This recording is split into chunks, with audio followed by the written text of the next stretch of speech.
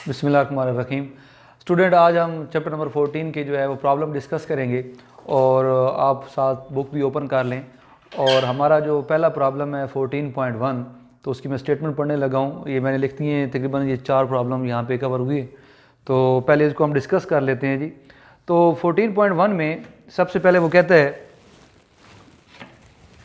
कि find the value of the magnetic field that will cause A maximum force 7.0 multiply by 10 की power -3 Newton on A 2.0 centimetre straight wire carrying a current of 10.0 ampere. यहाँ पे वो कहता है कि आप मैग्नेटिक फील्ड की वैल्यू फाइंड करें जिसकी वजह से मैक्सिमम फोर्स लगे, और वो मैक्सिमम फोर्स वो बता भी रहा है कितनी फोर्स जो है उसके ऊपर लगनी चाहिए। और उसके साथ साथ वो करंट कैरिंग वायर जो है उसकी लेंथ भी बता रहा है, और उसमें से जो पास आउट होने वाला करंट है उसकी वैल्यू भी वो बता रहा है। तो यहाँ पे ये डेटा लिखा हुआ है। सबसे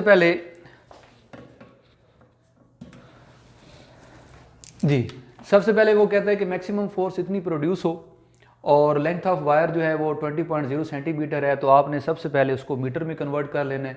तो मीटर में कन्वर्ट करने के लिए डिवाइड बाई आपने 100 करना है, और 100 10 की पावर -2 जो है ऊपर आपने लिख दिया, तो ये आपके पास मीटर में कन्वर्ट हो गया। करंट जो है वो 10 एम्पेयर है। मैग्नेटिक फील्ड जो है आपने वो फाइंड करनी है। बी से बेटा मैग्नेटिक फील्ड को डिनोट किया जाता है। तो ये सारा डेटा है। नीचे जो है वो मैंने सोल्यूशन की हेडिंग दी है। तो सोल्यूशन में आपके पास फार्मूला होता है F is equal to I L cross B. हमारा इस चैप्टर का वेरी फर्स्ट टॉपिक है कि magnetic force acting on a current carrying wire या करंट कैरिंग कॉइल। तो आपके पास F is equal to I L cross B, ये फार्मूला आपने ये पढ़ा हुआ था पहले। तो अगर आप इसकी मैग्नीट्यूड लें तो आपके पास मैग्नीट्यूड आ जाएगी F is equal to I L B sine of theta. Cross को अगर आप हटाएं तो आपके पास साइन ऑफ थीटा आता है। अब अगर आप मैक्सिमम फोर्स चाहते हैं तो एंगल मस्ट बी क्या होना चाहिए, 90 डिग्री। कि आपके पास वो जो कंडक्टर की लेंथ और मैग्नेटिक फील्ड के दरमियान जो आपके पास एंगल होना चाहिए वो क्या होना चाहिए, 90 डिग्री के लिए। अगर आप कांस्टेंट मैक्सिमम अगर आप मैक्सिमम फोर्स चाहते हैं जी, तो आपने यहाँ पे एंगल 90 डिग्री पुट किया, और साइन 90 डिग्री क्या होता है, वो 1 के बराबर होता है। तो साइन 90 1 के बराबर आ गया। तो आपके पास फार्मूला बन जाएगा F मैक्सिमम। अब उसी फोर्स को आपने मैक्सिमम का नाम देना है। F maximum is equal to I L B. अब यहाँ पे I जो है वो करंट है, L जो है वो वायर की लेंथ है, और B जो है वो मैग्नेटिक फील्ड है जो कि आपने फाइंड करनी है। मैग्नेटिक फील्ड आपने फाइंड करनी थी। अब अगर आप फार्मूले को रीअरेंज करें तो B आ जाएगा F maximum divide by I L.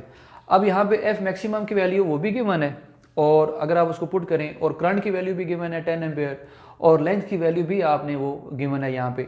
तो वैल्यू पुट करेंगे तो आपके पास मैग्नेटिक फील्ड का जो है वो रिजल्ट आ जाएगा। ये आपने खुद जो है वो घर पे इसको जो है वैल्यू इसकी एवेल्यूएट करनी है जी। नेक्स्ट हमारा 14.2 प्रॉब्लम पे आ जाते हैं जी। तो उसमें कहता है how fast must A proton move in A magnetic field. वो कहता है कि आपने प्रोटोन की जो है वो स्पीड फाइंड करनी है, और मैग्नेटिक फील्ड गिवन है यहाँ पे जो कि 2.50 मल्टीप्लाई बाय 10 की पावर -3 टेस्ला है, such that the magnetic force is equal to its weight. कि इस तरह से कि उसकी मैग्नेटिक फोर्स जो है वो उसके वेट के इक्वल आ जाए। यहाँ पे वो कंडीशन दे रहा है कि आपने उस प्रोटॉन की जो है वो स्पीड मूव जो है फाइंड करनी है कि वो किस स्पीड के साथ मूव करेगा। मैग्नेटिक फील्ड भी वैल्यू गिवन है, और ये भी कहता है कि उसकी जो मैग्नेटिक फोर्स है उसके वेट के बराबर होनी चाहिए। तो यहाँ पे 14.2 सबसे पहले वो मैग्नेटिक फील्ड गिवन है, तो उसकी आपने वैल्यू लिख ली 2.50 मल्टीप्लाई बाय 10 की पावर 3 टेस्ला। इस टी सो जो है आपने इसको टेस्ला से पढ़ना है, और टेस्ला मैग्नेटिक फील्ड का यूनिट है। मैसा प्रोटॉन यहाँ पे गिवन नहीं है, और आपको ये पता होना चाहिए क्योंकि यहाँ पे प्रोटॉन की बात हो रही है। तो मैसा प्रोटॉन कितना है, 1.67 मल्टीप्लाई बाय 10 की पावर -27 किलोग्राम। और चार्ज ऑन प्रोटॉन और चार्ज ऑन इलेक्ट्रॉन, ये भी आपको पता है दोनों के ऊपर चार्ज सेम होता है। तो चार्ज ऑन प्रोटॉन जो है वो 1.6 मल्टीप्लाई बाय 10 की पावर -19 कूलम। ये दोनों वैल्यू आपको पता होना चाहिए क्योंकि ये डेटा में जो है वो स्टेटमेंट में गिवन नहीं है। उसके बाद आपने वो स्पीड फाइंड करनी है। तो फार्मूला आपको पता है कि यहाँ पे देखिए एक सिंगल चार्ज की बात हो रही है, और आपने ये टॉपिक पढ़ा हुआ है force on a current carrying charge. आपके पास जो current carrying force on a moving charge, force magnetic force on a moving charge, ये आपने टॉपिक पढ़ा हुआ है।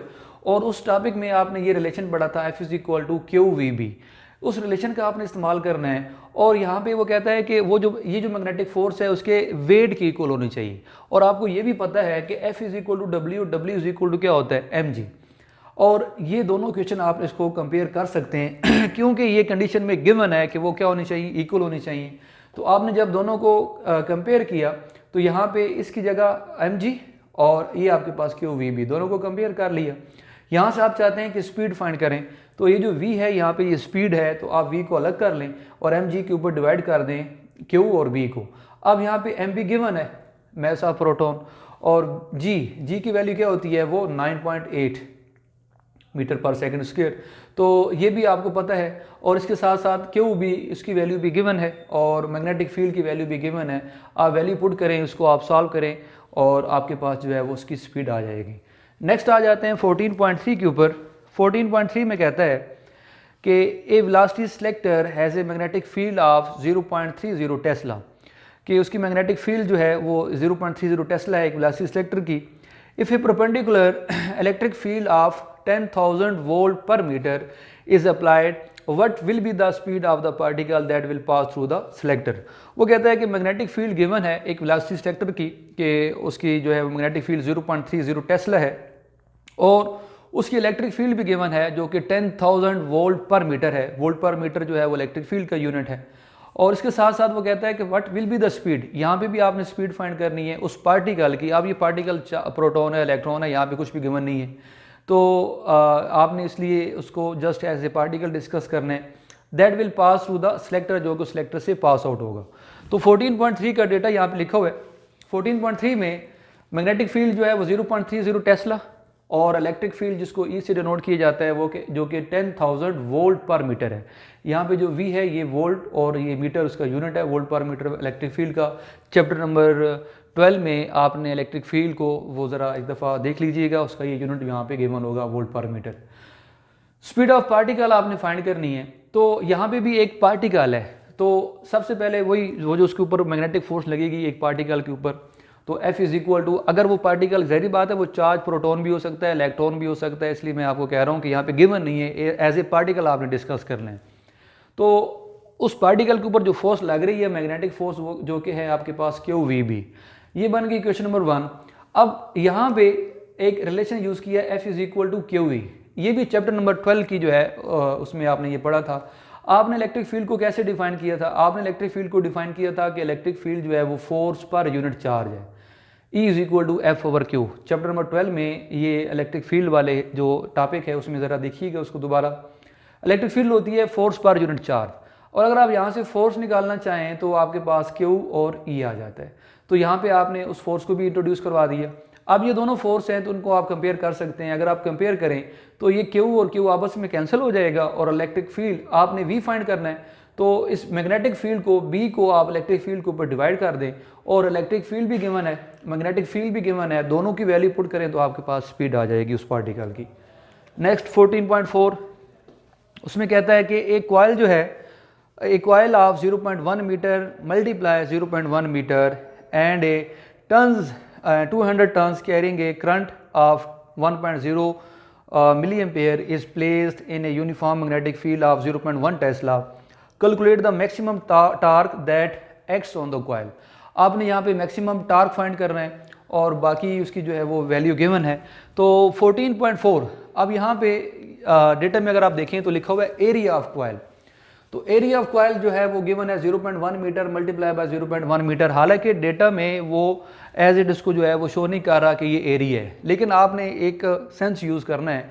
आपको पता है कि अगर मीटर मीटर मल्टीप्लाई हो तो वो क्या बन जाते हैं, मीटर स्क्वायर, और एरिया का यूनिट क्या होता है, वो मीटर स्क्वायर होता है, क्योंकि एरिया होता है लेंथ मल्टीप्लाई बाई विड्थ। तो लेंथ का यूनिट भी मीटर और विड्थ का यूनिट भी मीटर, तो वो बन जाता है मीटर का स्क्वायर। तो यहाँ पे एरिया जो है इटसेल्फ गिवन नहीं है, उसका नेम गिवन नहीं है, तो आपने सेंस जो है उसको इस्तेमाल करके उसको जज करना है कि 0.1 मल्टीप्लाई बाय 0.1 मतलब 0.1 मीटर जो है एक लेंथ है और एक क्या है, विड्थ है। तो आपने उसको एरिया का नाम देना है कि एरिया ऑफ कॉइल जो है गिवन है 0.1 मीटर मल्टीप्लाई बाय 0.1 मीटर। तो मीटर मीटर क्या हो जाते हैं, मीटर स्क्वायर, और अगर आप 0.1 को 0.1 से मल्टीप्लाई करें तो वो आ जाता है 0.01। नंबर ऑफ टन्स गिवन है कि उसके ऊपर जो नंबर ऑफ टन्स लिपेटी गई हैं, जो कि टन्स उसको दी गई है आपने, वो है 200 टन्स। करंट भी गिवन है 1.0 मिली एम्पेयर, तो मिली में 10⁻³ आपने लिख देना है उसको एम्पेयर में ले जाने के लिए। मैग्नेटिक फील्ड जो है वो भी गिवन है और आपने मैक्सिमम टार्क फाइंड करना है कि उसमें कितना टार्क प्रोड्यूस होगा। तो सोल्यूशन में torque on a current carrying coil, ये भी टॉपिक हमने पढ़ा हुआ है, और उस टॉपिक का रिलेशन है torque is equal to NIAB cos of alpha, या उसको आप पढ़ सकते हैं नियाब काज ऑफ अल्फा। अगर आप यहाँ पे देखें वो मैक्सिमम टार्क की बात कर रहे हैं, तो for maximum torque alpha must be equal to 0 degree, क्योंकि काज 0 डिग्री क्या होता है, वो 1 के बराबर होता है। तो काज 0 डिग्री, तो काज 0 डिग्री जो है वो 1 के बराबर, तो यहाँ पे 1 आ जाएगा, और हमारे पास मैक्सिमम टार्क, उसी टार्क को आपने मैक्सिमम टार्क का नाम दे देना है। जब आप एंगल पुट करेंगे 0 डिग्री तो आपके पास आ जाएगा न्याब। अब यहाँ पे जस्ट न्याब आ जाएगा। तो यहाँ पे नंबर ऑफ टर्न्स भी गिवन है और करंट भी गिवन है, जो कि आपके पास 0 जो है 1.0 मल्टीप्लाई बाय 10 की पावर -3 टेस्ला है, और एरिया भी गिवन है, और साथ साथ मैग्नेटिक फील्ड भी गिवन है। तो वैल्यू पुट करें तो आपके पास जो है वो मैक्सिमम टार्क आ जाएगा।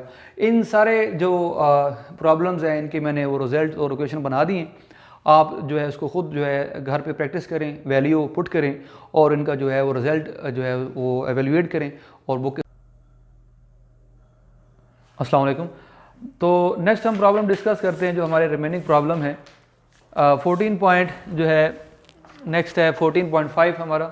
तो 14.5 की ज़रा स्टेटमेंट पढ़ लें, वेरी इंपॉर्टेंट है, और जो है इसको आपने लाजमी अंडरस्टैंड करना है जी। तो वो यहाँ पे कहता है ए पावर लाइन, उसकी एक पावर लाइन है वो 10.0 मीटर हाई उसकी जो है उसकी हाइट है, और कैरियर ए करंट, जो उसके करंट पास आउट हो रहा है वो 200 एम्पेयर है। Find the magnetic field of the wire at the ground, और आपने मैग्नेटिक फील्ड जो है वायर की वो ग्राउंड पे फाइंड करनी है जी। तो यहाँ पे high of power line H is equal to आपने R कर लेना है, और R जो है वो बराबर है 10.0। ये R क्यों किया है हमने, उसको मैं आगे जाके डिस्कस करता हूँ। शॉर्ट है और है भी बेटा जो है वो वेरी इंपॉर्टेंट है। करंट जो है उसमें 200 एम्पेयर जा रहा है, आपने मैग्नेटिक फील्ड फाइंड करनी है। तो जो है एम्पेयर लॉ में को उसको शुरू करने से पहले जो है करंट कैरिंग जो है वो magnetic field due to solenoid, उसमें एक वो पूरा एक टॉपिक है। उससे पहले एम्पेयर लॉ जो है उसकी थोड़ी बहुत डिस्कशन है कि एम्पेयर लॉ क्या है जी। तो एम्पेयर लॉ जो है आपको पता है कि एम्पेयर लॉ ने हमें क्या बताया था, एम्पेयर ने ये कहा था कि किसी भी वायर के गिर्द, कोई भी एक बेटा वायर हो, उसमें जब करंट पास आउट हो रहा होता है तो उसके गिर्द क्या पैदा हो जाती हैं, मैग्नेटिक फील्ड पैदा हो जाती हैं। मिसाल के तौर पे ये आपके पास वायर है और इसमें जो है बेटा वो करंट जा रहा है आई, तो इसके गिर्द क्या पैदा हो जाएंगी, मैग्नेटिक फील्ड्स पैदा होगी। अब वो मैग्नेटिक फील्ड्स कितनी पैदा होती हैं, तो वो बेसिकली हमें एम्पेयर ने उसका आंसर दिया था। एम्पेयर ने ये कहा था कि आपके पास जो मैग्नेटिक फील्ड्स होंगी वो डायरेक्टली प्रोपोर्शनल होंगी किसके, करंट के। जितना करंट जा रहा होगा उतनी ही मैग्नेटिक फील्ड पैदा होंगी। अब अगर आप इस साइन को हटाएं तो B इज इक्वल टू क्या आ जाता है, म्यू नॉट, एक कांस्टेंट है, और I। ये जो म्यू नॉट है इसको बोला जाता है free space permeability, free space permeability के वो कितना मतलब उस वायर के गिर्द जो स्पेस जो है वो एग्जिस्ट कर रही होगी। अगर वो एयर है तो वो अपने हिसाब से उसको अलाउ करेगी मैग्नेटिक फील्ड के, आप इतना उसकी लिमिटेशन होगी। अगर वो वायर जो है वो पानी में डिप है तो उसकी अपनी जो है वो फ्री स्पेस परमेबिलिटी होगी। परमेबिलिटी का मतलब होता है कि कितना स्पेस अलाउ कर रही है, तो उसकी वैल्यू जो है वो फ्री स्पेस परमेबिलिटी की जो वैल्यू होती है वो होती है म्यू नॉट जो है वो बराबर होता है 4 pi multiply bye 10⁻⁻7 web per ampere और पर मीटर के। तो यहाँ पे जब आप उसको मज़ीद जो इसमें जो टॉपिक था हमारे पास जो है एम्पेयर लॉ वाला शार्ट था, उसमें जब आपने उसको किया था तो आपके पास जो एक करंट कैरिंग वायर होती है उसका जो है रिलेशन आपके पास इसी म्यू नॉट के ऊपर, अगर आप 2πr क्या होता है, हमारे पास एक कह लें कि टोटल उसका जो सर्कमफेरेंस होता है वो आपके पास 2πr को अगर आप डिवाइड कर दें तो आपके पास जो है वो मैग्नेटिक फील्ड, ये आपके पास करंट कैरिंग वायर में आपने ये रिलेशन पढ़ा था। एक था सोलेनॉइड वाला magnetic field due to solenoid, और एक थी magnetic field due to current carrying wire. तो उसका हमारे पास फार्मूला जो है B is equal to mu naught I divided by 2πr है। अब यहाँ पे म्यू नॉट की वैल्यू मैंने यहाँ पे भी लिख दी है, जो कि फ्री स्पेस परमेबिलिटी होती है, जिसकी वैल्यू होती है 4 pi multiply by 10⁻⁷ weber per ampere per metre, ये इसका यूनिट है। अब ये आपकी ज़मीन पे खड़े, आप अर्थ पे हैं और ये आपके पास एक पावर लाइन है मैग्नेट, एक उसमें से जो है वो करंट जा रहा है, तो उससे गिर्द मैग्नेटिक फील्ड पैदा हो रही है। तो आप यहाँ से मेजर करना चाहते हैं कि आप कितनी मैग्नेटिक फील्ड जो है उसको सेंस करेंगे तो आपके पास यहाँ से देखें ये टोटल उसने हाइट जो है वो h बताई है कि हमने उसको r के इसलिए बराबर किया है कि यहाँ से लेकर यहाँ तक उसके जो है वो एक रेडियस बन रहा है, तो उसको हमने r is equal to h और h गिवन क्या है हमारे पास 10.0। तो यहाँ पे आपने r की वैल्यू जो है वो 10.0 मीटर पुट करनी है और करंट की जगह आपने 200 एम्पेयर पुट करना है और मैग्नेटिक फील्ड और पाई की वैल्यू जो है वो आपको पता है जो है उसको 3.14 वो आप पुट करेंगे और 2 और उसके साथ साथ म्यू नॉट की वैल्यू भी यहाँ पे मैंने लिख दी है। जब आप वैल्यू पुट करेंगे और पाई की वैल्यू यहाँ पे भी आपने 3.14 ही पुट करनी है, उसको आप सॉल्व करेंगे तो आपके पास मैग्नेटिक फील्ड का जो है वो वैल्यू आ जाएगी। तो 14.6 पे आ जाएं। 14.6 में कहता है you are asked to design a solenoid. वो कहता है कि आपको ये कहा जाता है कि आप एक सोलिनॉइड को जो है वो डिज़ाइन करें that will give a magnetic field of, और जो आपको मैग्नेटिक फील्ड दे वो है 0.10 Tesla. Yet the current must not exceed. वो कहता है कि करंट इससे ज़्यादा एक्सीड ना हो, तो इसका मतलब है कि ये मैक्सिमम करंट की लिमिट है, तो वो भी गिवन है, मैक्सिमम करंट भी गिवन है। Find the number of turns per unit length that the solenoid should have. आपने number of turns per unit length find करनी है। अगले जो प्रॉब्लम है 14.5 जो हमने प्रीवियस किया है ये भी वेरी इंपॉर्टेंट है, 14.6 भी वेरी इंपॉर्टेंट है। तो 14.6 पे आ जाए। यहाँ पे वो कहता है कि मैग्नेटिक फील्ड इतनी उस सोलिनॉइड से पैदा हो जो आपको ये कहा जाता है कि एक सोलिनॉइड तैयार करें। What is solenoid? ये सोलिनॉइड के ऊपर पूरा एक टॉपिक है, पूरा एक लॉन्ग है ये हमारा, उसमें हमने उसको ब्रीफली डिस्कस किया था कि सोलिनॉइड क्या होता है। तो उसकी मैग्नेटिक फील्ड वो कहता है कितनी पैदा होनी चाहिए, 0.10 टेस्ला। मैक्सिमम करंट की वो कहता है इससे करंट मजीद एक्सीड ना हो, तो इसका मतलब है वो मैक्सिमम करंट की वैल्यू है जो कि 10.0 एम्पेयर है। Number of turns per unit length आपने फाइंड करनी है। तो number of turns per unit length को अगर सिंबल आ जाए ना नंबर ऑफ टर्न्स, तो उसको आपने सिर्फ कैपिटल एन से शो करना है। लेकिन अगर आप number of turns per unit length आ जाए तो आपने स्मॉल एन से रिप्रेजेंट करना है और उसको आपने कैपिटल एन के ऊपर आपने लेंथ को डिवाइड कर देना है। That is called number of turns per unit length. इस स्मॉल एन को number of turns per unit length से डिनोट किया जाता है, लिखा जाता है, और इसको बराबर होता है N divided by L, number of turns per unit length. आपने ये फाइंड करना है जी।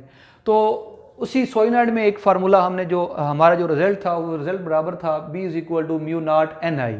अब यहाँ से इस तरह करना है कि आपने स्मॉल n को फाइंड करना है, तो n को अलग कर लें तो B divide by mu naught I कर दें। म्यू नॉट की वैल्यू वहाँ पे भी वही थी, यहाँ पे भी वही होगी, 4 पाई मल्टीप्लाई बाई 10 की power -7 weber per ampere per metre. Value put करें, मैग्नेटिक फील्ड की वैल्यू गिवन है, करंट की वैल्यू गिवन है, वैल्यू पुट करेंगे तो आपके पास नंबर ऑफ टर्न्स जिसको आपने number of turns per unit length जिसको आपने स्मॉल n से रिप्रेजेंट किया था वो आपके पास उसका रिजल्ट आ जाएगा। लास्ट प्रॉब्लम है 14.7, उसकी स्टेटमेंट ज़रा पढ़ते हैं जी। वो कहता है जी what current should pass through the solenoid, कि एक सोलिनॉइड में से कितना करंट पास जो है करेगा, ये भी वेरी इंपॉर्टेंट है। ये लास्ट तीनों प्रॉब्लम जो है 14.5, 6, 7 ये वेरी वेरी इंपॉर्टेंट है। तो what current pass should a solenoid that is 0.5 metre long with a 10,000 turns of copper wire so that it will have a magnetic field of 0.4 tesla. अब पिछले इस case में 14.6 में वो ये कह रहा था कि आपके पास इतनी मैग्नेटिक फील्ड जनरेट हो और उसमें number of turns per unit length आपने जो है वो फाइंड करनी थी कि कितनी होनी चाहिए। इस केस में वो कहता है कि कितना करंट पास आउट होगा उस सोलिनॉइड में से। दोबारा सोलिनॉइड की बात हो रही है तो इसका मतलब है दोबारा ही फार्मूला हम इस्तेमाल करेंगे। तो उस सोलिनॉइड की बात हो रही है कि उसमें से कितना जो है करंट पास करेगा, कि अगर जो है उसकी लेंथ गिवन हो 0.5 मीटर और उसके साथ साथ 10,000 नंबर ऑफ टर्न्स जो है उसके ऊपर हों और साथ उसके कहता है कि जी मैग्नेटिक फील्ड जो है वो इतनी पैदा कर रहा हो, तो उसमें से पास आउट होने वाला करंट कितना होगा। तो 14.7 पे लेंथ ऑफ सोलिनॉइड वो भी गिवन है कि वो आपके पास 0.5। इसको अगर मैं फिगर में इस तरह से ड्रा करूं तो ये आपके पास इस तरह से एक सोलिनॉइड होता है और उसके ऊपर आपने जो है वो नंबर ऑफ टर्न्स कितनी लपेटनी है, 10,000 लपेटनी है। तो ये इस तरह से बहुत ज़्यादा जो है वो नंबर ऑफ टर्न्स को आप लपेट करेंगे, इसको वाउंड अप करते जाएं। तो 10,000 आपने बनानी है और उसमें मैग्नेटिक फील्ड कितनी आपके पास मिले, 0.4 टेस्ला मिले। तो what should be the value of current, तो आपने उस करंट की वैल्यू फाइंड करनी है, आई फाइंड करना है। तो फार्मूला सोल्यूशन में B इज इक्वल टू, दोबारा सोलिनॉइड की बात हो रही है तो उसका फार्मूला आपको पता होना चाहिए, B is equal to mu naught N I. यहाँ से I को सेपरेट कर लें, B divide by mu naught N कर लें। अब यहाँ पे देखें आपके पास N जो है ये गिवन है, कैपिटल N भी गिवन है, नंबर ऑफ टर्न्स भी गिवन है आपके पास और साथ साथ लेंथ भी गिवन है। लेकिन याद रखें आपके पास यहाँ पे स्मॉल n लिखा हुआ है। स्मॉल n क्या है, number of turns per unit length, जो कि आपने यहाँ पे भी जिक्र किया था, number of turns per unit length n/l। तो स्मॉल एन जो है वो बराबर होगा N over L, number of turns per unit length. और अगर आप यहाँ पे पुट करें इस एन की जगह स्मॉल इसकी जगह अगर आप पुट करें तो आपके पास एन ओवर एल, और ये जो आपके पास लेंथ है वो ऊपर आ जाएगी, मैग्नेटिक फील्ड के साथ मल्टीप्लाई हो जाएगी, और ये रिलेशन बन जाएगा B L divided by mu naught N.